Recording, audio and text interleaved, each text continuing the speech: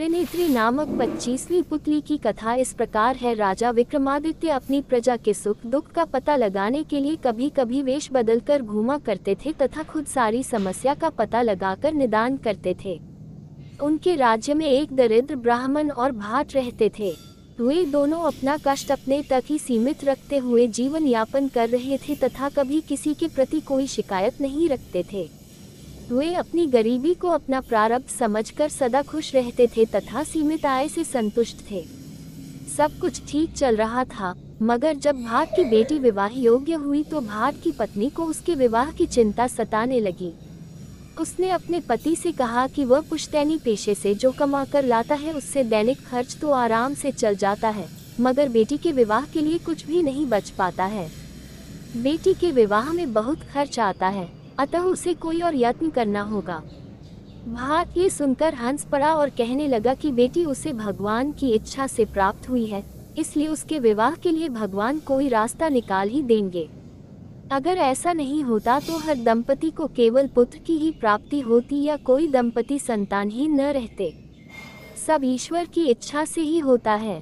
दिन बीतते गए, पर भाट को बेटी के विवाह में खर्च लायक धन नहीं मिल सका।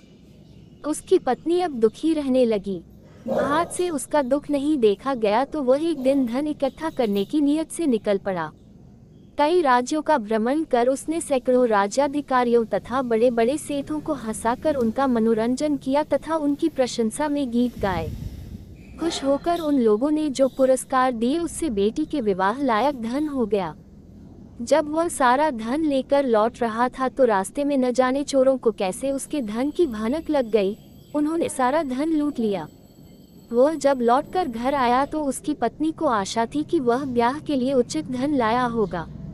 भाट ने पत्नी को बताया कि उसके बार बार कहने पर वह विवाह के लिए धन अर्जित करने को कई प्रदेश गया और तरह तरह को लोगों से मिला। लोगों से पर्याप्त धन भी एकत्र कर लाया, पर भगवान को उस धन से उसकी बेटी का विवाह होना मंजूर नहीं था। रास्ते में सारा धन लुटेरों ने लूट लिया और किसी तरह प्राण बचाकर वह वापस लौट आया है। भाट की पत्नी गहरी चिंता में डूब गई। उसने पति से पूछा कि अब बेटी का ब्याह कैसे होगा। भाट ने फिर अपनी बात दोहराई कि जिसने बेटी दी है वही ईश्वर उसके विवाह की व्यवस्था भी कर देगा। इस पर उसकी पत्नी निराश भरी खींच के साथ बोली कि ईश्वर लगता है महाराजा विक्रम को विवाह की व्यवस्था करने भेजेंगे। जब यह वार्तालाप हो रहा था तभी महाराज उसके घर के पास से गुजर रहे थे। उन्हें भाट की पत्नी की टिप्पणी पर हंसी आ गई। दूसरी तरफ ब्राह्मण अपनी आजीविका के लिए पुश्तैनी पेशा अपना कर जैसे तैसे गुजर बसर कर रहा था। वह पूजा पाठ करवाकर जो कुछ भी दक्षिणा के रूप में प्राप्त करता उसी से आनंद पूर्वक निर्वाह कर रहा था। ब्राह्मणी को भी तब तक सब कुछ सामान्य दिख पड़ा जब तक कि उनकी बेटी विवाह योग्य नहीं हुई। बेटी के विवाह की चिंता जब सताने लगी तो उसने ब्राह्मण को कुछ धन जमा करने को कहा, मगर ब्राह्मण चाहकर भी नहीं कर पाया। पत्नी के बार बार याद दिलाने पर उसने अपने यजमानों को घुमा फिरा कर कहा भी, मगर किसी यजमान ने उसकी बात को गंभीरतापूर्वक नहीं लिया। एक दिन ब्राह्मणी तंग आकर बोली कि विवाह खर्च महाराजा विक्रमादित्य से मान कर देखो, क्योंकि अब और कोई विकल्प नहीं है। कन्यादान तो करना ही है। ब्राह्मण ने कहा कि वह महाराज के पास जरूर जाएगा। महाराज धन दान करेंगे तो सारी व्यवस्था हो जाएगी।